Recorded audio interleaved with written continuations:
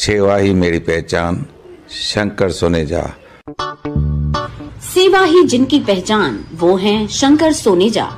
Free Malegaon का काढ़ा, free जोड़ों के दर्द का तेल, फ्री नसों के दर्द से छुटकारा पाने की पीने की दवा। सेवा का लाभ उठाइए, सदैव आपकी सेवा के लिए हाजिर रहते हैं Shankar Soneja. Online matrimonial sites त घणियूं आहिनि, पर सिंधियुनि जी सिंधियुनि लाइ हिकड़ी बेस्ट साइट आहे risto.com, जेका रिश्तो मीट नाले फ्री मीटिंग रूम जी सहूलियत पिण प्रोवाइड कंदी आहे, उहो भी रिफ्रेशमेंट सां गॾु, जेको तव्हां जे होटलनि जा वॾा बिल भरण खां बचाईंदी आहे। risto.com वर्ल्ड जी हिकड़ी इहा साइट आहे जेका इहा फैसिलिटी प्रोवाइड कंदी आहे। किन सिंधी परिवारनि जो त इहो चवणु आहे त रिश्तो मीट हुननि जे लाइ हिकु लकी चाम आहे, त पोइ देर छा जी, अॼु ई कांटेक्ट कयो risto.com, सिंधियुनि जो सिंधियुनि सां ऑनलाइन सिंधी मैट्रिमोनी। नमस्कार, मैं राजेश दलवानी, आप देख रहे हैं उल्लास लाइन बुलेटिन। उल्लासनगर महापालिका प्रशासन शहरवासियों को मूलभूत सुविधाएं देने में फेल हो चुका है, जिसके कारण उल्लासनगर शहर दिनों दिन समस्याओं का नगर बन चुका है और इन दिनों तो शहरवासी प्रशासन की भूमिका से ही खफा है और ऐसा लग रहा है कि महापालिका अधिकारियों को तो मानो जनता की समस्याओं से कोई लेना देना ही नहीं। उल्लासनगर वासियों की तमाम समस्याओं को लेकर आने वाली 2 मई को महापालिका मुख्यालय पर शिवसेना ठाकरे गठ की तरफ से जनता के हित में विशाल जन आक्रोश आंदोलन का आयोजन किया गया है। शिवसेना नेता धनंजय बुडारे ने सत्ता पक्ष पर जमकर हमला बोला और बताया कि प्रशासन पूरी तरह से फेल हो चुका है। शहर में पीने की पानी की समस्या से नागरिक परेशान है, जहां शहर में अनियमित रीति से पानी दिया जा रहा है। नागरिकों को पीने का पानी नहीं है, बावजूद पानी के बिलों में बढ़ोतरी कर दी गई है। यहाँ तक कि शहरवासियों को पीने के लिए जो पानी दिया जा रहा है वो भी दूषित पीले रंग का दिया जा रहा है, जिसके कारण लोग बीमारियों का शिकार हो रहे हैं। शहर में जगह जगह खड्डे खोदे गए हैं, जिसके कारण वाहन चालकों को वाहन चलाने में दिक्कत हो रही है। इतना ही नहीं, गड्ढों वाली सड़कें मौत को दावत दे रही हैं। महापालिका शहर में कचरे को लेकर करोड़ों खर्च करती है, बावजूद शहर में कचरे के ढेर हैं। वहीं धनंजय बुडारे ने जनता से अपील की है कि 2 मई को बड़ी संख्या में इस जन आक्रोश आंदोलन में शामिल हों। गेल्या 3 वर्षापासून या महापालिकेमध्ये प्रशासकीय राजवट आहे। भारतीय जनता पार्टीचं राज्य या राज्यामध्ये या देशामध्ये असं असताना लोकप्रतिनिधींची निवडणूक गेल्या 3 वर्षापासून येत नाही, काही ठिकाणी तर 5-5, 6-6 वर्षापासून नाही आहे।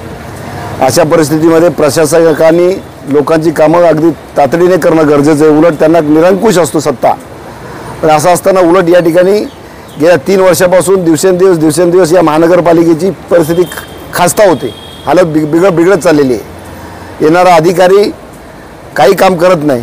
आमचा अनुभव आहे, आता पाण्याचे दुर्भिक्ष आहे। मागच्या वर्षी होतं त्यापेक्षा यावर्षी समस्या वाढली, त्याच्यापेक्षा मागच्या वर्षी कमी होती, त्याच्यापेक्षा मागच्या वर्षी कमी होती। अशी दिवसेंदिवस वाढत चाललेली आहे, त्याच्यावर समाधान निघेल की नाही सांगता येत नाही, कारण अधिकारी एकही जागेवर नसतो। फोन करतात, म्हणजे लोकप्रतिनिधी जे माजी झालेले त्यांनी फोन केला तरी अधिकारी फोन उचलत नाहीत। जे टेक्निकली आहेत ते उचलत नाहीत, त्यांना कॉन्फिडन्स नाही, त्यांना माहिती नाही।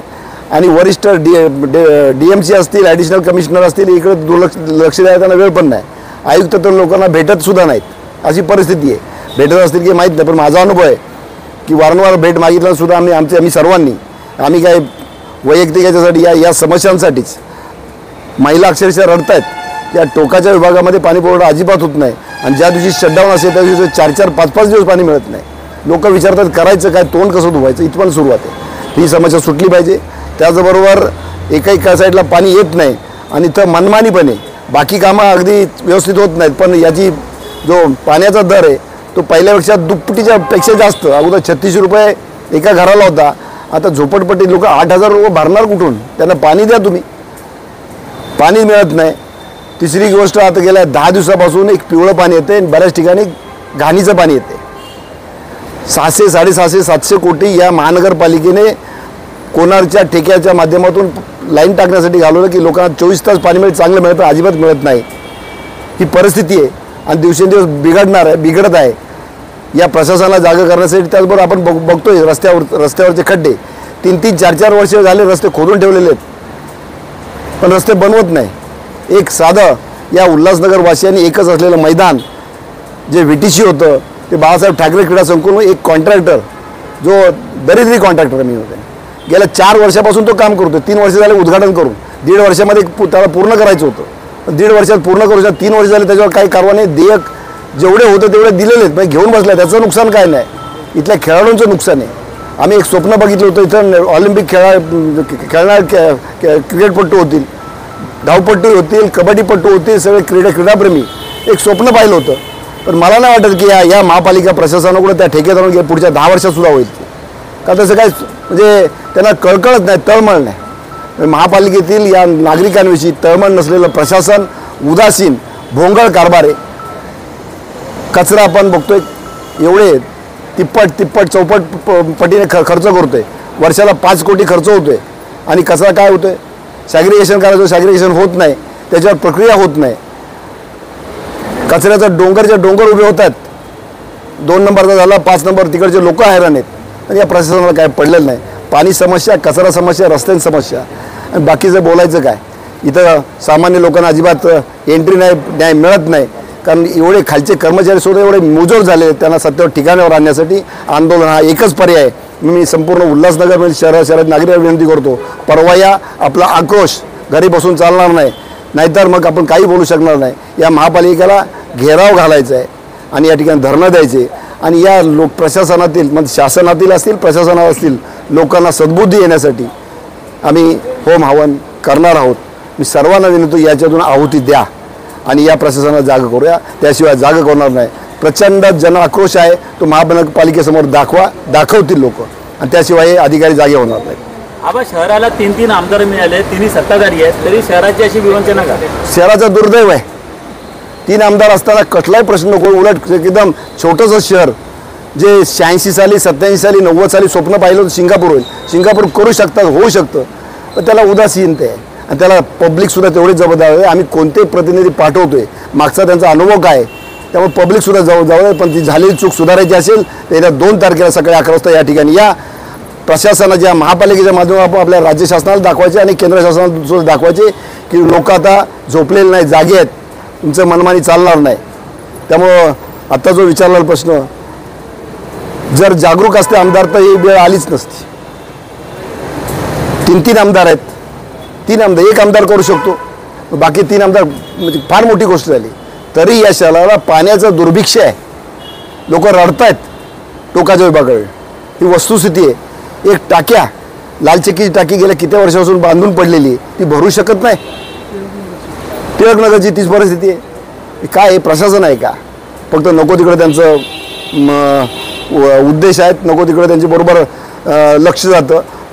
माझं ठाम मत आहे, प्रशासन हे सेवेकरता नाही, ते लोकांच्या त्रासा करीत आहे.